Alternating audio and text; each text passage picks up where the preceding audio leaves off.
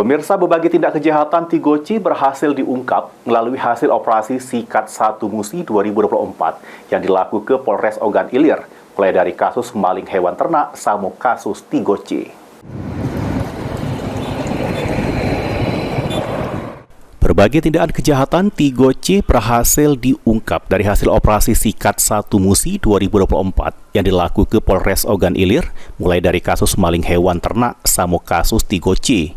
Operasi Sikat 1 Musi berlangsung selama 16 hari, mulai tanggal 14 sampai 29 Mei 2024 hari ini.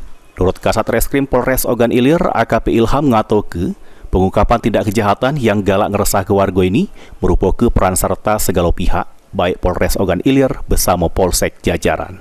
Berhasil mengungkap pencurian hewan ternak, yaitu kambing. Menjelang Idul Adha ini, kami menghimbau kepada seluruh masyarakat di Kabupaten Ogan Ilir agar meningkatkan kewaspadaan dan menjaga harta bendanya masing-masing, termasuk hewan ternak. Terima kasih. Ahmad Romawi, PAL TV.